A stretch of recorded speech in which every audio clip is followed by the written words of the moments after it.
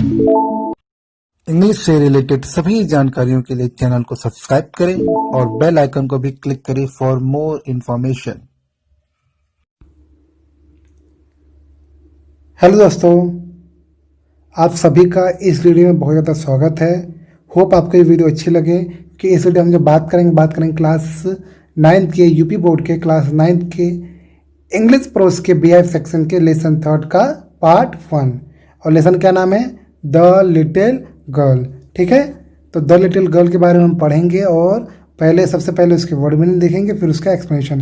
अगर आपको इससे पहले के वीडियोस की भी लिंक चाहिए, मतलब इससे पहले के चैप्टर का भी लिंक चाहिए, तो आपको यहीं पे दिखेगा, जो मैंने गोला किया है उसके आसपास आपको लिंक दिखेगा, वो जरूर जाके वहाँ पर जाकर आप देखेंगे तो आपको पता चल जाएगा। अब हम बात कर रहे हैं लेसन 3 का द लिटिल गर्ल का। इसको लिखा है कैथरीन मैन्सफील्ड, या बोल सकते हैं इसको हम कैथराइन मैन्सफील्ड। कैथरीन ज़्यादा बोलेंगे ज़्यादा अच्छा रहेगा। तो हम टू द लिटिल से लेकर द डॉक्टर तक के पैराग्राफ को कवर अप करेंगे। ठीक है ना, इसमें कुछ वर्ड मीनिंग वो समझते हैं। लिटिल मतलब थोड़ा, फियर्ड मतलब डरावना, अवॉइडेड मतलब टालना, कैजुअल मतलब इस्तीफा ऐसे बोलते हैं ना कि भाई ऐसे हो गया वैसे हो गया, या बड़े ही लापरवाही से हो गया, तो कैजुअल मतलब ऐसे हम कह सकते हैं। ठीक, फिर रिस्पॉन्डेंट मतलब उत्तर देना, किसी चीज़ का उत्तर दिया आपने तो उसको बोलते हैं रिस्पॉन्डेंट। इसका एक और मतलब हो सकता है जैसे सिंपल दिया, ठीक है, कोई जवाब दिया उसको बोल सकते हैं। ग्लैड मतलब प्रसन्न, सेंस मतलब समझ, किसी चीज़ की समझ होना, रिलीफ मतलब राहत, हर्ड मतलब सुन लिया। ठीक, फिर या सुना, दोनों हो सकता है। फिर कैरेज मतलब भाड़ा होता है और कैरेज मतलब गाड़ी भी होती है, दोनों होता है। ठीक, सामान वाली गाड़ी, उसको भी हम बोलते हैं कैरेज। फेंटर मतलब शक्तिहीन यानी धीमा होना, स्टूड मतलब खड़ा हुआ या खड़ा हो सकता है, जिसको स्टैंड का सेकंड फॉर्म है। सीढ़ी, ब्रिंग मतलब लाना, स्टेयर केयर मतलब टेक ऑफ मतलब उड़ना या उड़ जाना। ठीक है, ये भी क्या होता है, प्लेन के बारे में बात हो रही होती है। फिर स्लोली मतलब धीमे से। टेक ऑफ नॉर्मली आप देखते हो कि प्लेन के लिए यूज होता है। स्लिप मतलब आपको पता ही है, पर्ची। स्टिल मतलब फिर भी। अक्रॉस मतलब क्या होता है, आर पार या सिंपल पार। स्पेक्टिकल मतलब चश्मा, चश्मा बना दे रहा हूं आपको। ठीक, हाँ ठीक। टेरिफाइंग मतलब भयानक। हरी अप मतलब जल्दी करना या जल्दी करो। पुल ऑफ किसी को फायदा उठाना है या किसी चीज़ को उठा के रख देना। स्टटर मतलब हकलाना, जैसे आप देखते हो हकलाते हैं उसको स्टटर बोलते हैं। ठीक, ट्राइंग मतलब होता है कोशिश कर रहे हैं। प्रॉपरली मतलब ढंग से या सही तरीके से। ठीक, सही तरीके से भी कह सकते हैं, ढंग से भी कह सकते हैं। मैं लिख दे रहा हूं, सही तरीके से। ठीक, और महसूस किसी चीज़ को मनहूस कह सकते हैं, खराब। और टॉट मतलब सिखाया, ये भी क्या है, सेकंड फॉर्म है और थर्ड फॉर्म दोनों है। सेकंड फॉर्म भी है और ये थर्ड फॉर्म दोनों है, टीच का। क्लियर हो गया। फिर इसके बाद जो वर्ड है वो देखते हैं। अपीयर मतलब होता है दिखाई देता है या प्रतीत होता है। ब्रिंक मतलब किनारा। सुसाइड मतलब आत्महत्या, इसका मतलब ब्रिंक मतलब कोना भी होता है। ठीक, और सुसाइड मतलब होता है आत्महत्या। केयरफुली मतलब सावधानी से। स्पेशली मतलब खास तौर पर। यौन मतलब होता है जमाई, और जायंट मतलब होता है विशाल, इसको जायंट पढ़ते हैं। ठीक, तो ये सब वर्ड मीनिंग जो है, ये वर्ड मीनिंग एक्सप्लेनेशन पे आएगा। क्लियर है। अगर आपके पास बुक है तो बुक खोल लीजिए। ये एक्सप्लेनेशन देखने जा रहे हैं। एक्सप्लेनेशन में हम पहले इंग्लिश समझेंगे, फिर उसका हिंदी समझने की कोशिश करेंगे। क्लियर है, हिंदी भी समझने की कोशिश करेंगे। मैं लिख दे रहा हूँ, और अगर आपके पास बुक है तो प्लीज़ बुक खोल लीजिए। मैं लिख दे रहा हूँ, ये जो बुक का बना दे रहा हूँ मैं आपको। बुक अगर आपके पास है तो बुक जरूर खोलिएगा, आपको ज़्यादा एक्सपीरियंस हो जाएगा। ठीक, अब हम चलते हैं डायरेक्ट एक्सप्लेनेशन पर।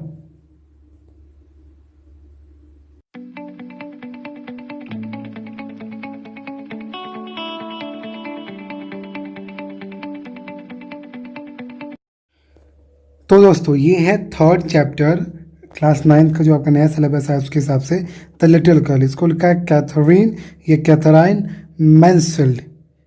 क्लियर है, ये नाम है किसी का, इसलिए हम कैथरीन ही बोल दे रहे हैं, सही रहेगा। अबाउट द ऑथर लिखा है, Katherine Mansfield is a pen name of Kathleen Mansfield Beauchamp, मतलब ये फुल फॉर्म है उसका छोटा नाम। पेन नेम मतलब होता है छोटा नाम। छोटा नाम है कैथरीन मैंसफील्ड। किसका? कैथलीन मैंसफील्ड बी बियोचेम्प का नाम है। ध्यान से पढ़िए, बियोचेम्प। ये जो तीन नाम है इनको मिलाकर दो नाम बनाया गया, Katherine Mansfield. She was a great New Zealand short story writer. ये छोटी कहानी लिखने वाली न्यूजीलैंड की बहुत ही बड़ी लेखिका थी। She was born on 4 October 1888 in Wellington New Zealand में एक शहर का नाम है। वहाँ पे 4 अक्टूबर को इनका जन्म हुआ था 1888 में। She has written widely on family life. वो अधिकतर रूप से परिवार के बीच में जो कुछ होता है, जैसी कोई घटना होती है, कुछ होता है, तो वो लिखा करती हैं। She has also written a short sketches. उन्होंने छोटे छोटे स्केच यानी छोटी किसी एक व्यक्ति पर जीवनी लिखना है, किसी एक व्यक्ति के अच्छे बुरे के बारे में लिखना है, वो लिखती थी। Mansfield died in 1923। मैंसफील्ड 1923 को मर गई थी। अब देखिए, हमको ये पता चल गया है कैथरीन मैंसफील्ड नॉर्मली परिवार से रिलेटेड कोई कहानी लिखती थी, जिसमें परिवार से संबंधित कहानियाँ होती थी। इसलिए अबाउट द ऑथर पढ़ने का ये फ़ायदा होता है, थोड़ा आपको अंदाजा हो जाता है कि जो चैप्टर होगा वो किस टॉपिक पे होगा। अबाउट द लेसन पढ़ते हैं।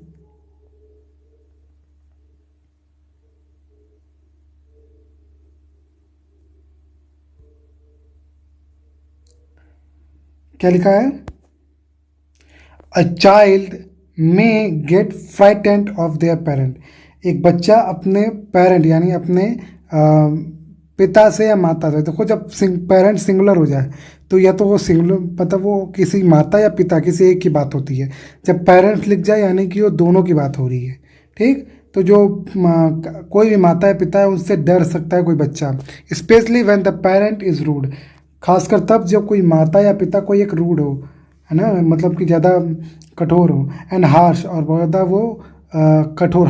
रूड एंड हार्श मतलब वही है, बहुत ज़्यादा कड़क और बहुत ज़्यादा कठोर हो। टूवर्ड द चाइल्ड, बच्चे को लेकर बहुत ज़्यादा वो कठोर हो और बहुत ज़्यादा देखते हैं ना नियम लगा देना, कानून लगा देना। तो आप देखते हो कि ज़्यादा नियम कानून लगाने वाले माता पिता से बच्चे डरते हैं या उनसे एक तरीके से गुस्सा करने लगते हैं। But sometime a child mistake there parent. पर कभी कभी क्या होता है, जो बच्चे होते हैं वो पेरेंट को मिस्टेक करते हैं, यानी पेरेंट से ही कुछ गलती करवा देते हैं। Every parent love their child, ये सही बात है। हर पेरेंट अपने बच्चों से प्यार करता है, लेकिन सबका प्यार करने का तरीका अलग है। कोई डांट के प्यार करता है, कोई जेन्युइन प्यार करता है। This story tells you how a girl frightened girl. ये जो स्टोरी आपको बताता है कैसे एक फ्राइटेंड मतलब कि एक डरी हुई लड़की चेंजेस हर एटीट्यूड, जो अपना एटीट्यूड अपना तरीका बदल देती है, to her father who seems to be cruel, जो प्रतीत होते थे बहुत ज़्यादा कठोर, उनको लेकर वो अपना नज़रिया बदल देती है। ये स्टोरी इस पर है, मतलब पिता बहुत क्रूअल रहते हैं, बहुत कठोर रहते हैं, पर वो उसका नज़रिया बदल जाता है। इस स्टोरी में हम पढ़ेंगे। अबाउट द लेसन ये अब पढ़ते हैं। बिफोर यू रीड, क्या लिखा है बिफोर यू रीड में? Do you feel you know your parents better now. क्या आप जानते हैं कि आप अपने माता पिता को आप बेहतर जानते हो? सही बात है। आप कब देखते होगे कि आप छोटे में जैसा अपने माता पिता को सोचते हो, करीब मम्मी पापा दबाव डाल रहे हैं, खेलने नहीं जाने दे रहे हैं, इससे बचा रहे उससे बचा रहे हैं, फिर जब बड़े हो रहे हो तब को अंदाजा होता है तब मम्मी पापा इसलिए कह रहे थे, इसलिए बाहर नहीं जाने दे रहे क्योंकि किडनैपर होते हैं, वो किडनैप कर सकते हैं हमें, है ना, और हमें मार भी सकते हैं। तो आप थोड़ा आप समझ रहे हो कि मम्मी पापा आपसे रूड क्यों होते हैं, आपसे कठोर क्यों होते हैं, आपको थोड़ा अंदाज़ा हो रहा है। Then when you were much younger, जब आप बहुत ज़्यादा यंगर थे, बहुत ज़्यादा युवा थे, उसकी तुलना में अब आप ज़्यादा सोच सकते हैं कि आपके मम्मी पापा सही हैं गलत हैं। Perhaps you know understand the reason for some of their action that use to upset you earlier. शायद आप जानते होंगे कई सारे चीज़ें जो उस समय, अर्लियर मतलब पहले, अपसेट मतलब उदास करना, हो सकता है जो कई चीज़ें आपको पहले उदास करती थी वो आप जानते होंगे कि वो कितना अच्छा आपके लिए होगा या उसका कारण आपको पता चल गया होगा। Second, this story about a little girl whose feeling of her father change from fear to understanding will properly find an each in every home. तो ये जो बच्ची है जो डरती थी अपने पिता से खासकर, तो वो समझ सके वो कैसे अपने अंडरस्टैंडिंग बदलती है, प्रॉपरली चेंज करती है अपने पिता को लेकर। ये स्टोरी में वो है। इन एवरी होम, सभी घर में ये स्टोरी आप अगर आप देखोगे तो आप रिलेट कर सकोगे, ये कहा जा रहा है। चलिए द टेक्स्ट पढ़ते हैं, पहला पैराग्राफ पढ़ते हैं। पहले मैं पैराग्राफ वाइज चलूँगा, उसके बाद उसका हिंदी समझने की कोशिश करेंगे जो बुक में दिया हुआ है, ठीक है। कहीं पे कोई डाउट होगा तो पूछना। लिखा है, to the little girl he was figured to be feared and avoided. बच्ची के लिए, छोटी बच्ची के लिए, ही यूज है पिता के लिए, छोटी बच्ची के लिए ही मतलब पिता, was figured to be feared and avoided. जो पिता था वो प्रतीत होता था, दिखता था कि वो डराने वाला है और नज़रअंदाज, मतलब उसको नज़रअंदाज कर दो। एज मतलब जो पिता था वो बच्ची के लिए डरावना था और ऐसा था कि जिसको वो कोई नज़रअंदाज कर सके। Every morning before going to work, हर सुबह घर जाने से, स्कूल जाने से पहले, सॉरी गलती हो गया, काम पे जाने से पहले, ही केम इन टू हर रूम, वो उसके रूम में आता। आपको पता होगा फॉरेन क्या होता है कि बच्चों का रूम अलग होता है ना। तो जो पिता होता था वो बच्ची के रूम में जाता था। And gave her a casual किस, वो उसे कैजुअल यानी कि एक मतलब थोड़ा अलग तरीके से, इसको मतलब कोई पसंद ना करे वैसा किस देता था, या बोल सकते हो एक सामान्य किस देता था। कैजुअल कई सारी मीनिंग होती हैं। To which she responded with goodbye father, जिसके साथ वो रिस्पॉन्ड करती थी, यानी जब जवाब देती थी कि गुड बाय फादर, मतलब कि भाई नमस्ते पिताजी, अब जाइए काम करिए, काम पर जाइए, उसके लिए नमस्ते करते थे। जैसे हम लोग बोलते हैं ना, हाँ नमस्ते, जय श्री राम बोलते हैं, वैसे ही। And oh there was a glad sense of relief, और अरे एक खुशी का भाव, सेंस मतलब भाव, रिलीफ ऑफ रिलीफ, वो रिलीफ मतलब राहत का एक खुशी का भाव उत्पन्न होता था। When she heard the noise, जब वो उस नॉइज को, उस ध्वनि को सुनती थी, of the carriage growing फेंटर and फेंटर, वो जो कैरेज मतलब वो जो, भाई सिंपल है, पिता गाड़ी जाते होंगे तो वो जो गाड़ी है, वो जो सामान लेके जाने वाली गाड़ी है, वो जब जाती थी और वो फेंटर और फेंटर, फेंटर एंड फेंटर, और धीमी होती जाती थी, अर्थात जो गाड़ी की आवाज़ है वो जैसे जैसे धीमी होती जाती थी, वैसे वैसे बच्ची की जो खुशी है वो और बढ़ती जाती थी। डाउन द लॉन्ग रोड, वो जो लंबी रोड थी, वो वहाँ से जब वो गाड़ी का जो ध्वनि है वो जैसे धीमी होती जाती थी, अर्थात जो गाड़ी है वो दूर जाती रहती थी, वैसे बच्चे के अंदर राहत का साहस आता था और वो थोड़ी खुश हो जाती थी। इन द इवनिंग में, व्हेन ही केम होम, जब वो वापस आता, she stood near the staircase, वो सीढ़ियों के पास खड़ी हो जाती। एंड हर्ड, और सुनती, his loud voice in the hall, hall मतलब वही बरामदा बोल सकते हो, या सिंपल जहाँ आपके गेस्ट आते हैं, है ना, गेस्ट रूम से बोलते हैं, वहाँ पर वो उसकी आवाज़ को सुनता है। किसकी आवाज़ सुनती? वो जो बच्ची है वो अपने पिता की आवाज़ को सुनती, जो लाउड वॉइस मतलब जो जोरदार आवाज़ था उसको सुनती। Bring my tea into the drawing room, है ना, ड्राइंग रूम में मेरी चाय लाओ। Hasn't the paper come yet, paper क्या अभी तक नहीं आया? येट मतलब होता है तक, तो क्या पेपर अभी तक नहीं आया? ऐसे पिताजी कहते और ये सीढ़ी पे खड़ी होकर सुनती। मदर, ये देखो, ये मदर जो लिखा हुआ हो सकता है, मुझे कंफर्म नहीं हूँ, ये बच्ची की माँ अर्थात पिता के मतलब बच्ची की माँ के बारे में बात हो रहा है, या पिता की माँ यानी बच्ची की दादी के बारे में बात हो रहा है, कि बच्ची की माँ के बारे में बात हो रहा है, मैं कंफर्म नहीं हूँ। स्टोरी आगे पढ़ेंगे तो क्लियर हो जाएगा। Mother, go and see if my papers out there, वो कहता कि माँ देखो क्या मेरा जो पेपर है वो आ गया है। And bring my slipper, bring me my slipper, और मेरी चप्पल, स्लीपर मतलब चप्पल, मेरे चप्पल लेकर आओ। ठीक है, ऐसा वो कहते और ये बात वो सुनती। कौन? बच्ची सुनती जब वो पापा ये सब बातें कह रहे होते।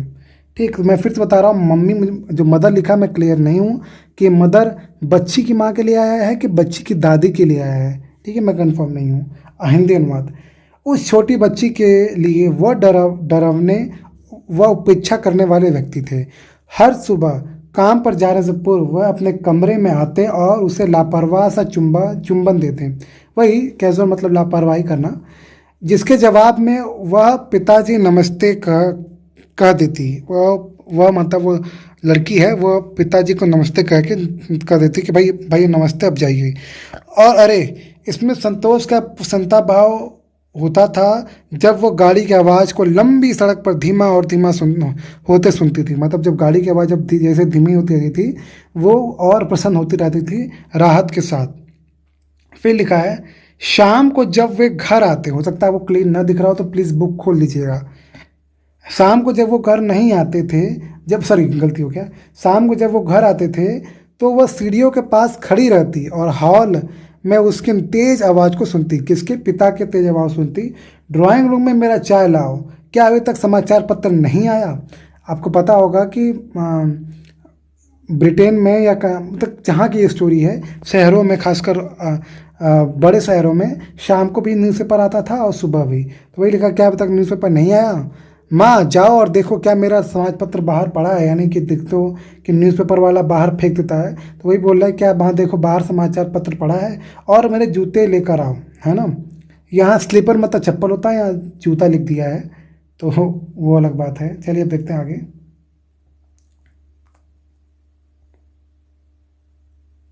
पूरा यहाँ तक चलते हैं हम लोग। क्या लिखा है? सेकेंड, कैजिया, जो उसका नाम है लड़की है कैजिया।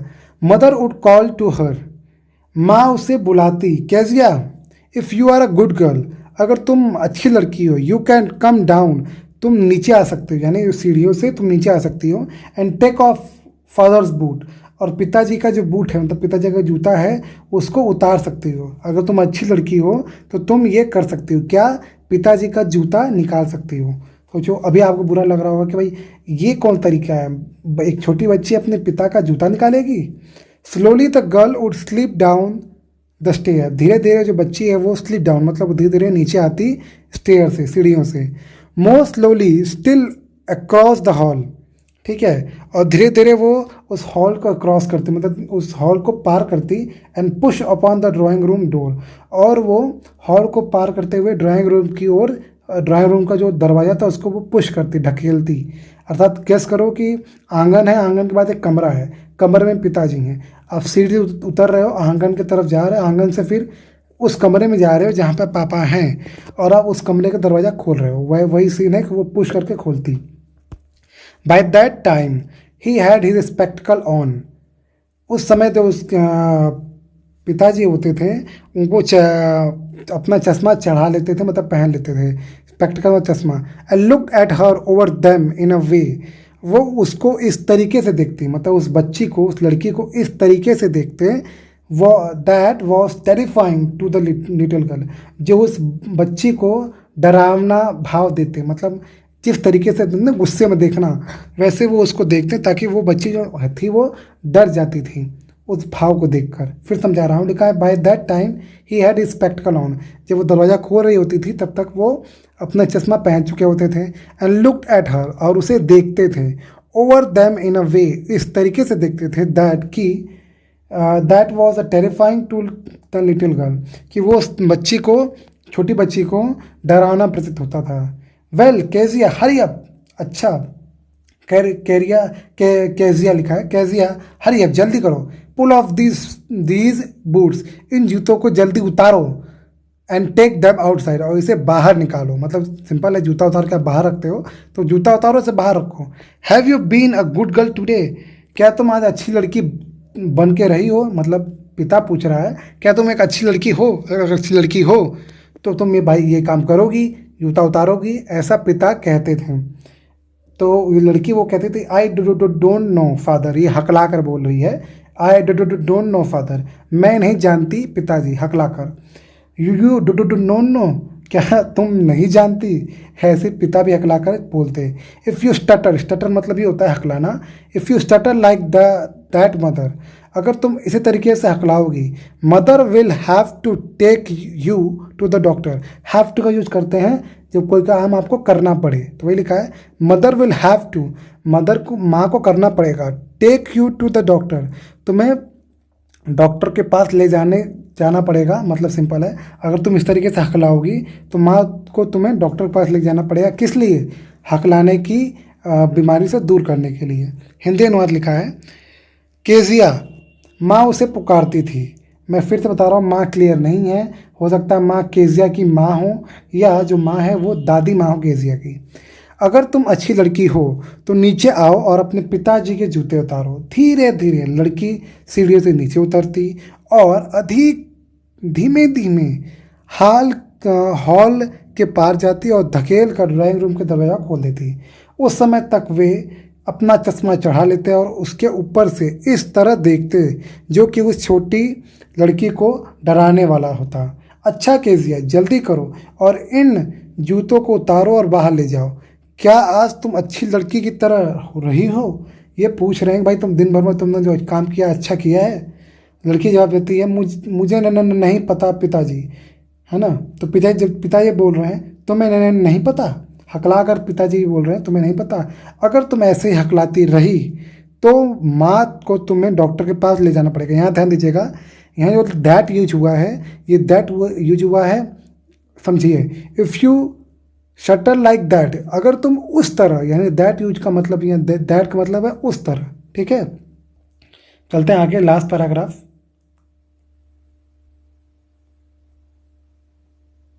लिखा है, she never stuttered with other people, वो दूसरों के साथ हकलाती नहीं थी। कौन? क्या नाम था इसका? हाँ, केजिया। केजिया दूसरों के सामने हकलाती नहीं थी। Had quite given it up, वो लगभग छोड़ चुकी थी, यानी हो सकता है पहले हकलाती हो लेकिन अब वो हकलाती नहीं थी, खासकर दूसरों के सामने।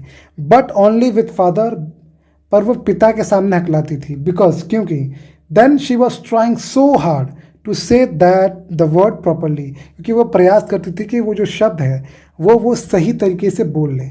तो बहुत सिंपल है, जब आप बहुत प्रयास करते हो किसी एक काम को बाबा करने से और आप डरते हो तो वो काम आपसे गड़बड़ाता ही है।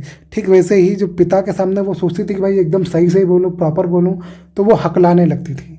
नॉर्मली पहले वो हकलाती थी लेकिन अब उसका हकलाना बंद हो गया था। वही लिखा है, but only with father because then, तब she was trying so hard, वो बहुत ज़्यादा प्रयास करती थी टू से द वर्ड्स प्रॉपरली, उस शब्द को मतलब ठीक से बोलने के वो बहुत ज़्यादा प्रयास करती थी। व्हाट्स द मैटर, मतलब क्या मामला क्या है?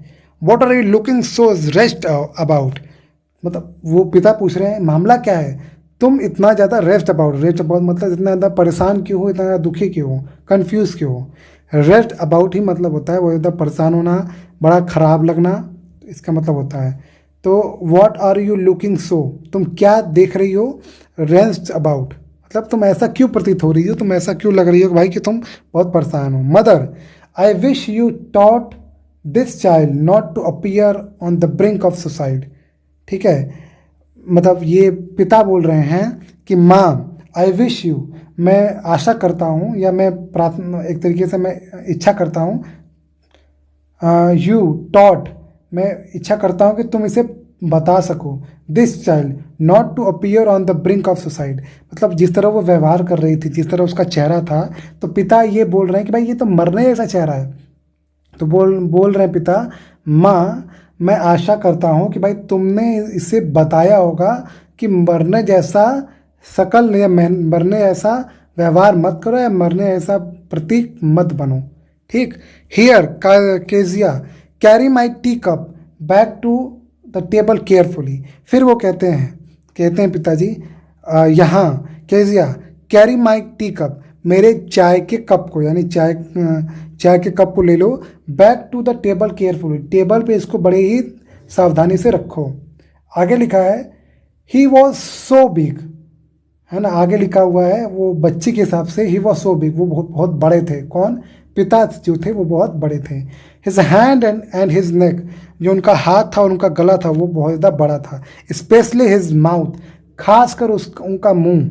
व्हेन ही यॉन्ड मतलब जमाई लेना, जब वो जमाई लेते थे तो बहुत ज़्यादा बड़े लगते थे, खासकर उनका मुंह।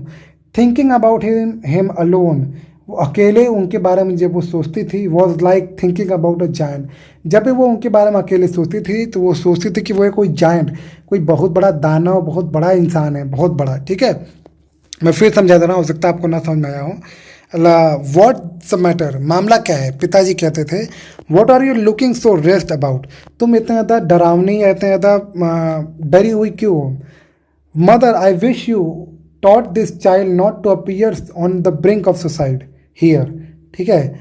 मतलब कि माँ, मैं आशा करता हूँ कि भाई तुमने इसे नहीं बताया हो, मतलब तुमने इसे नहीं सिखाया होगा कि इस तरह जैसे कोई मरने वाला होता है तो एकदम मुंह बना लेता है या एकदम बड़ा बुरा हाल होता है, वैसा चेहरा जैसा ये बनाई हुई है, बच्ची बनाई हुई है, वैसा आपने उसे नहीं सिखाया होगा। देखिए ध्यान से, पिता माँ को कह रहा है कि जो बच्ची जैसा चेहरा बना रही है वो तो कोई ऐसा कोई मरता है तो वैसा चेहरा बनाती है। तो मैं आशा करता हूँ कि आपने उससे ये चीज़ें नहीं सिखाई होंगी। Kezia carry my tea cup back to the table carefully. Kezia ये जो मेरी चाय का कप है उसे बड़े सावधानी से आप केयरफुली टेबल पर रख दो, है ना, वापस रख दो। फिर ये कहानी ख़त्म। अब आगे लिखा है ही वॉज सो बिग, वो बहुत ज़्यादा बड़े थे। ये काजिया की थिंकिंग है कि वो बहुत ज़्यादा बड़े थे, उनके हाथ उनके गर्दन बहुत ज़्यादा बड़े थे, स्पेशली हिज माउथ, खासकर उनका जो मुंह था वो बहुत ज़्यादा बड़ा था। वैन ही यॉन, जब वो जमाई लेते थे तो उनका मुंह और बड़ा लगता था। थिंकिंग अबाउट हिम अलोन, जब भी उनके बारे में वो अकेले सोचती थी, was like thinking about a giant, ऐसा लगता था जैसे वो किसी जायंट, किसी बड़े दानव के बारे में सोच रही हो। ठीक है, अब हिंदी अनुवाद लिखा है, वह कभी भी दूसरों लोगों के सामने नहीं हकलाती थी, उससे पूरी तरह हकलाना छोड़ दिया था, यानी पहले हकलाती थी, बस केवल अपने पिता के सामने, क्योंकि वह तब शब्दों को ठीक प्रकार से बोलने का कठिन प्रयास कर रही होती थी। जैसा मैंने कहा, आप बहुत ज़्यादा प्रयास करते हो तो आप घबरा जाते हो। क्या बात है, तुम इतनी दुखी किस लिए लग रही हो? जो मैंने कहा था ना, रेस्ट अबाउट, मतलब वही खराब लगना, दुखी लगना। माँ, काश कि तुमने इस बालिका को सिखाया होता कि वह आत्महत्या करती सी दिखाई नहीं देती। लो, मतलब ना भाई, ये देखो, ये क्या हो रहा है हियर। लो काजिया, मेरा चाय का प्याला ध्यान से ले जाकर मेज पर रख दो। ठीक है, तो वही लिखा है कि भाई तुम इसको ध्यान से जाकर मेज पर वापस रख दो। वे इतने विशाल काय थे, यानी देखो, जो डबल इन्वर्टेड कॉमा होता है, मतलब ये पापा ने कहा था एग्जैक्ट, क्या बात है से लेकर रख दो तक, ये एग्जैक्ट पापा ने कहा था, वो आपने लिख लिया। आगे लिखा है, वो इतने विशालकाय थे, उनके हाथ और उनकी गर्दन, खास तौर से उनका मुंह, जब भी वह जम्हाई लेते थे। अकेले उनके बारे में सोचना किसी दैत्य के बारे में सोचने जैसा था। अब इसके आगे हम पढ़ेंगे ऑन संडे नेक्स्ट वीडियो में। तो तैयार रहिएगा। थोड़ा तबीयत खराब हो गई, इसलिए वीडियो थोड़ा लेट हो गया, 1-1.5 हफ्ता का टाइम लग गया। मैं कोशिश करूंगा कि आपको जल्दी जल्दी वीडियोस मिले, और आपको दिसंबर तक आपके सिलेबस को मैं ख़त्म करने की पूरी कोशिश करूंगा। कहीं कोई डाउट परेशानी हो तो कमेंट बॉक्स में क्वेश्चन पूछ सकते हैं, और वीडियो को अच्छा लगे तो लाइक करिए, शेयर करिए अपने दोस्तों के साथ, और चैनल को भी सब्सक्राइब करिए। आपने वीडियो देखा उसके लिए आपका बहुत बहुत धन्यवाद। Thank you so much for watching this video.